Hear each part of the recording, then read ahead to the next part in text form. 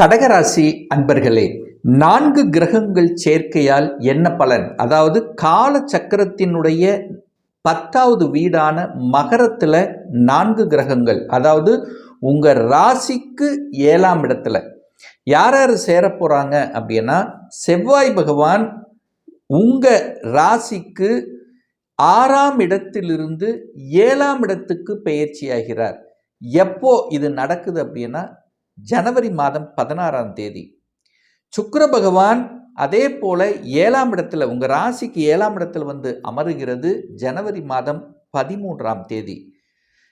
ஜனவரி மாதம் 15ஆம் தேதி உங்க ராசிக்கு 2ஆம் அதிபதியான சூரியன் போய் 7ஆம் இடத்துல உட்கார்ந்துருக்கு. அதே சமயத்தில் உங்க ராசிக்கு 3ஆம் அதிபதி மற்றும் விரையாதிபதியாக இருக்கக்கூடிய புதன் பகவான் ஜனவரி மாதம் 17ஆம் தேதி 7ஆம் இடத்துல. அப்போ இந்த 4 கிரகங்கள் 7ஆம் இடத்தில் அமர்ந்து கொண்டு உங்க ராசியை பார்க்கிறது. அப்போ என்ன மாதிரியான மாற்றங்கள் தாக்கத்தை உங்களுக்கு கொடுக்க போகுது அப்படின்னு பார்க்கும் பொழுது, செவ்வாய் பகவான் உங்களுக்கு யோகத்தை தரக்கூடியவன், ராஜ யோகத்தை தரக்கூடியவன் செவ்வாய் பகவான். அதாவது 5ஆம் அதிபதி 10ஆம் அதிபதி தான் செவ்வாய் பகவான். அவர் 7ஆம் இடத்தில் அமர்ந்து கொண்டு உங்க ராசியை பார்க்கிறார். அப்போ யோகாதிபதி உங்களை பார்க்குது, உச்ச பலம் அடையுது. அப்போ நிச்சயமாக யோகத்தை கொடுத்தே தீரும் இந்த காலகட்டத்தில். ஸோ அதோடு யார் சேர்ந்திருக்கான்னா, தனாதிபதி சேர்ந்திருக்கு. அப்போ செவ்வாயும் சூரியனும் இணைவு பெற்றிருக்கக்கூடிய ஒரு அற்புதமான ஒரு காலகட்டம் அப்படின்னு எடுத்துக்குவேன். சுக்கிரன் பாருங்க, 4ஆம் அதிபதி, சுகத்தை தரக்கூடியவன், லாபத்தை தரக்கூடிய சுக்கிரனும் இணைவு. அப்போ 10 11ஆம் அதிபதிகள், தொழில் லாபத்தை கொடுக்கக்கூடியவன் இணைவு பெற்று இருக்கிறது. இணைஞ்சு உங்களை பார்க்குது. அப்போ நல்ல யோகத்தை தருமா இல்லையா? தொழிலில் மாற்றத்தையும் முன்னேற்றத்தையும் தர காத்து கொண்டிருக்கிறது இந்த கடகத்துக்கு. அப்போ இந்த 4 கிரகங்கள் சேர்க்கையினால கடகத்துக்கு யோகத்தை தான் தரப்போகிறது. ஏன்னா கடகம் ரொம்ப கஷ்டப்பட்டுருச்சு. கடந்த வருடங்களில் எடுத்துக்கிட்டிங்கன்னா, கடந்த வருடம் அதுக்கு முன்னத்து வருடம் எல்லாம் பார்த்தீங்கன்னா, ஏதோ ஒரு வகையில் மன அழுத்தத்தையும் ப்ரெஷரையும் டென்ஷனையும் எத்தனையோ வேலைகள் மாறியிருப்பீங்க. நிறைய வேலை மாற்றங்கள், வேலையில் இருந்தாலும் சரி, தொழில் இருந்தாலும் பல கஷ்டங்களை அனுபவித்து கொண்டு நிறைய பாடத்தை கற்றுக் கொடுத்ததுன்னு சொல்லுவேன். அப்போ நிறைய அனுபவங்கள் உங்களுக்கு கொடுத்துருக்கும். அந்த அனுபவத்தின் வாயிலாக இப்போ இந்த காலகட்டம் இனி கடகத்துக்கு ஏர்முகம்தான். இறங்கு முகம் என்பது நிச்சயமாக இல்லை.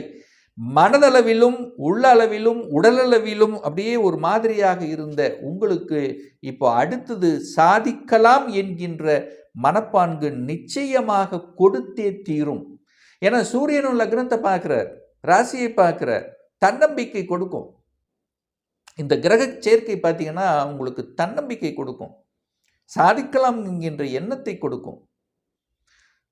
துவண்டு கொண்டிருந்த உங்களுக்கு இப்போ ஒரு பாத்து கிடைக்கும், ஒரு பாதை தெரியும், தெளிவான பாத்து, ரூட்டு, இப்படித்தான் நம்ம போக போகிறோம், இப்படித்தான் நம்ம இருக்க போகிறோம் அப்படிங்கிற தன்மையை கொடுக்க காத்து கொண்டிருக்கிறது அப்படின்னு சொல்லுவேன். அப்போது உயர்வை நோக்கி செல்லக்கூடிய வாய்ப்புகள், பொருளாதாரத்தில் இம்ப்ரூவ்மெண்ட். லாபம் கொடுக்கல, புதிய ஒப்பந்தங்கள் கிடைக்கல, போட்டது அங்கேயே இருக்குது, விற்பனை ஆகலை, இந்த மாதிரி ஒரு லாபம் இல்லாமல் இருந்தவர்கள், நல்லா உழைக்கிறேன் சார் ஆனால் பெருசாக கிடைக்கலையே சார், போட்ட முதலீடு தான் கிடைக்குது, பெரிய லாபம் எதிர்பார்க்கல, இப்போ இந்த காலகட்டம் எதிர்பார்ப்பீர்கள் லாபம். ஏன்னா அந்த இடத்துல புதனும் சேர்ந்திருக்கார், புத்திசாலித்தனமிக்க புதன் பகவான் இணைவு. அப்போ ஸ்ட்ராட்டஜி பிளான் பக்கவாக இருக்கும். எந்த இடத்தில் எதை பேசணும், எதை செய்யணும் என்கின்ற அறிவார்ந்த நுட்பங்கள் விளங்கும், இப்போ கிடைக்கும் உங்களுக்கு. நண்பர்களின் ஆதரவு உண்டு, பெரிய மனிதர்களின் தொடர்புகள் உண்டு, கணவன் மனைவி இடையில் இருந்து வந்த கசப்புணர்வுகள் கண்டிப்பாக விலகும். ஏன்னா 5க்குரியவன் 7ஆம் இடத்தில் இருக்கார், அன்னோனியம் கிடைக்கும், அன்பு பாசம் பெருகும். சண்டையிட்டு கொண்டவர்கள் எல்லாம் ஓகே ரைட்டு, நமக்கு தான், நம்ம குடும்பத்துக்காகத்தான் நம்ம உழைக்கிறோம், நம்மளுடைய ஈகோவை டோட்டலாக விட்டு விடலாம் என்கின்ற எண்ணங்களை கொடுத்துரும். அப்போ பிரிந்திருந்த தம்பதிகள் கூட ஒன்றிணைவதற்கான வாய்ப்புகள், சந்தர்ப்பங்களை உங்களுக்கு ஏற்படுத்தி கொடுக்கும். அதை கெட்டியாக பிடித்து கொள்வது கடகத்துக்கு சிறப்பு. ஏன்னா 5-7 இணைகிறது. 5-7 இணைந்தாலே அங்க அன்பு பாசத்தை கொடுத்து விடும். காதல்ல பிரச்சனை இருந்தவர்கள் எல்லாம் காதல் கைகூடக்கூடிய அமைப்புகளை உருவாக்கும். ஒரு சிலருக்கு காதல் திருமணம் செய்யக்கூடிய வாய்ப்புகளை பெற்று தரும். அது பெற்றோர்களினுடைய ஆசீர்வாதத்தோட. அப்போ காதல் சார்ந்த விஷயங்கள், திருமணம் சார்ந்த விஷயங்கள், சுப காரியங்கள் சம்பந்தப்பட்ட விஷயங்கள் எல்லாம் நன்மைகள் கொடுக்கக்கூடிய ஒரு காலகட்டமாக கடகத்துக்கு அமையும். இதுவரைக்கு திருமணமே வேண்டாம், திருமணத்திலேயே ஒரு திருமணம் என்றாலே ஒரு மாதிரியாக, அதாவது என்ன சொல்றது, அப்புறம் பண்ணிக்கலாம், இப்ப வேண்டாம், நம்ம செட்டில் ஆயிட்ட பண்ணிக்கலாம் அப்படின்னு எண்ண உணர்வுகள் இருந்தவர்கள் கூட இப்ப திருமணம் செய்து கொள்ளலாம், குடும்பத்தை அமைத்து கொள்ளலாம் என்கின்ற எண்ணப்பாட்டை நிச்சயமாக ஏற்படுத்தும். திருமணமாகி டிவோர்ஸ் ஆனவர்களுக்கெல்லாம் 2ஆம் திருமணத்தை செய்து கொள்ளலாம் என்கின்ற எண்ண உணர்வுகளையும் கண்டிப்பாக கொடுக்கும். ஏன்னா 5க்குரியவன் 7ல இருக்கார். அப்போ செவ்வாய் சுக்கிரன் 2 கிரகங்கள் இணைவு. இந்த செவ்வாய் சுக்கிரன், செவ்வாய் நிலத்துக்கு காரகன், வீடு வண்டி வாகனத்துக்கு காரக கர்த்தாவாக இருக்கக்கூடிய செவ்வாயும் சுக்கிரனும் இணைந்து உங்களை பார்க்குது. அப்ப நிறைய கடகராசி என்பர்கள் வீடு வண்டி வாகனம் அசையும் அசையா சொத்துக்கள், அதாவது இந்த சுகத்தை பெருக்கிக் கொள்ளக்கூடிய ஒரு லக்ஸரியான வாழ்க்கையை அமைத்துக் கொள்ள வேண்டும், தனக்கு தேவையானவைகளை வாங்கி கொள்ள வேண்டும், அனுபவிக்கணும் என்கின்ற எண்ணங்களை கொடுக்கும். பணம் இருக்கு ரைட்டு, பட் நாம் அனுபவிக்கணும் அல்லவா? ஸோ அந்த எண்ணங்களை கொடுக்கும். அப்போ புதிய வாகனங்கள் வாங்குவதற்கும், புதிய வீடு வாங்குவதற்கும், புதிய இடத்தை வாங்குவதற்கும், நிலத்தை வாங்குவதற்கும், விவசாய நிலம் வாங்குவதற்கும் எல்லாத்துக்கும் சாதகமான காலகட்டமாக இந்த கடகத்துக்கு அமைகிறது.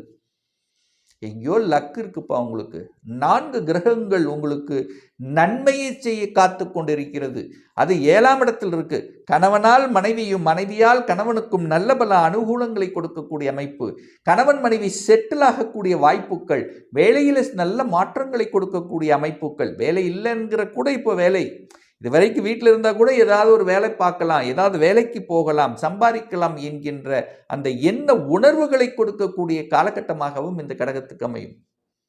இது வரைக்கும் நம்ம வீட்டில் தான் இருக்க, ஹவுஸ் ஒய்ஃபாக இருக்க, ஆனால் படிச்சிருக்கிறோம், வேலைக்கு போகலாமே அப்படிங்கிற எண்ணங்களை கொடுக்கும், கண்டிப்பாக கொடுக்கும். ஏதோ ஒரு வகையில் ஒரு பொருளாதார உயர்வு சப்போர்ட் பண்ணணுங்கிற எண்ணங்களை கண்டிப்பாக இல்லத்தரசிகளுக்கு ஏற்படுத்தும்.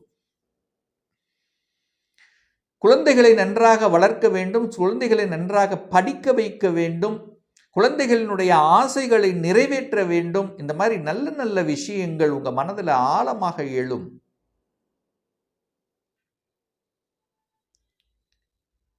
அப்போ சூரியன் செவ்வாய் இந்த 2 கிரகங்கள் சேர்க்கிறது, அதிகார கிரகங்கள். சூரியனுங்கிறது அரசு, அதிகாரம், ஆளுமை, நிர்வாகம், இந்த மாதிரி ஒரு அங்கீகாரம் கிடைக்கக்கூடிய அந்த ஆளுமை தன்மை. செவ்வாய்ங்கிறது அதிகாரம். அப்போ தொழிலில், வேலையில் ஒரு அதிகாரம், ஒரு ஆளுமைங்கிறது உங்களுக்கு இப்போ கிடைக்கும். உங்களுக்கு ஒரு ரெகனைசேஷன் கிடைக்கக்கூடிய காலகட்டம், பட்டம் பதவி புகழ் தேடி வரக்கூடிய காலகட்டமாக இந்த கடகத்துக்கு அமையும். அரசாங்க வேலை, அரசாங்கத்தில் இருப்பவர்கள், அரசியல்வாதிகளாக இருப்பவர்கள் எல்லாம் உயர்வை கொடுக்கக்கூடிய ஒரு காலகட்டம். அதான் சொல்லிட்டேனே, கடகத்துக்கு இனி ஏறுமுகம்தான், நன்மைகள் தரக்கூடிய ஒரு காலகட்டம், ஒரு ஸ்பாட், ஒரு ஒரு ஒரு லக்கு அப்படிங்கிறது இந்த காலகட்டம் அமைய போகுது. அதை கரெக்டாக பிடிச்சிக்குங்க, அவ்வளோதான். நல்ல பல அனுகூல மேன்மைகள் செவ்வாய் புதன் இணைகிறது. தகவல் தொடர்புத்துறை, கம்யூனிகேஷன் நெட்வொர்க், இதில் இருக்கக்கூடியவர்களுக்கெல்லாம் நல்லதொரு வாய்ப்புகளை பெற்றுத்தரக்கூடிய அமைப்புகள் இந்த காலகட்டம் உண்டு. இந்த 4 கிரகங்கள் சேர்க்கையால் கடகத்துக்கு நன்மைத்தான் அப்படிங்கிறதுல நம்ம ஸ்ட்ராங்காக சொல்லலாம். அப்போ இந்த கடகத்தில் இருக்கக்கூடிய புனர்பூசம், பூசம், ஆயில்ய நட்சத்திரக்காரர்களாக இருந்தாலும் சரி, நன்மைகள் தான் கொடுக்கிறது. அப்போ இந்த காலகட்டம் கடகத்துக்கு மனதளவில் எழுச்சி, தன்னம்பிக்கை, மனதில் ஒரு தைரியம் வேணும்ல, அந்த தைரியத்தை கொடுக்கும், தன்னம்பிக்கை கொடுக்கும், சாதிக்கலாம் என்கின்ற மனப்பான்மை கொடுக்கக்கூடிய ஒரு நல்ல காலகட்டமாக இந்த கடகத்துக்கு அமையும் என்று சொன்னால் அது மிகையாகாது. இன்னும் ஒரு துல்லிய பலன், படிப்பு, வேலை, வியாபாரம், தொழிலை பற்றி தெரிஞ்சுக்கணும், திருமணம் எப்போ நடக்கும், குழந்தை பாக்கியம், வீடு கட்டக்கூடிய நிகழ்வுகள், இதை பற்றி டீட்டெயிலாக நம்ம தெரிஞ்சுக்கணும், ஒரு கன்சல்டேஷன் எடுத்துக்கணும் அப்படின்னு விருப்பப்படக்கூடிய அன்பர்கள் டிஸ்பிளே தெரியக்கூடிய நம்பருக்கு ஃபோன் கால் மூலமாகவோ அல்லது வாட்ஸ்அப் மூலமாகவோ தொடர்பு கொண்டு நேரடியாகவோ அல்லது ஆன்லைன் மூலமாகவோ கன்சல்டேஷன் எடுத்துக்கலாம். நம்மளுடைய அலுவலகம் கோயம்புத்தூரில் அமைந்துள்ளது. அதாவது கோயம்புத்தூரிலிருந்து மேட்டுப்பாளையம் செல்லும் வழியில் வெள்ளக்கிணர் பிரிவுக்கு அருகில் அன்னபூர்ண ஹோட்டலுக்கு பக்கத்தில் அமைந்துள்ளது. பிரியர் அப்பாயின்மெண்ட் வாங்கிட்டு நேரடியாக கன்சல்டேஷன் எடுத்துக்கலாம். நம்முடைய சேனலை நீங்கள் ஃபர்ஸ்ட் டைம் பார்ப்பவர்கள் என்றால் மறக்காமல் சப்ஸ்கிரைப் பண்ணிக்கிங்க. பக்கத்தில் இருக்கக்கூடிய பெல் பட்டன் மற்றும் ஆல் நோட்டிஃபிகேஷனை கிளிக் பண்ணும்போது நான் போடக்கூடிய அடுத்தடுத்த பதிவுகள் உங்களுடைய நோட்டிஃபிகேஷனில் வந்து சேரும். மீண்டும் ஒரு நல்ல பதிவில் உங்களை சந்திக்கும் வரை உங்களிடமிருந்து விடைபெறுவது உங்கள் அஸ்ட்ராலஜர் டாக்டர் சதீஷ்.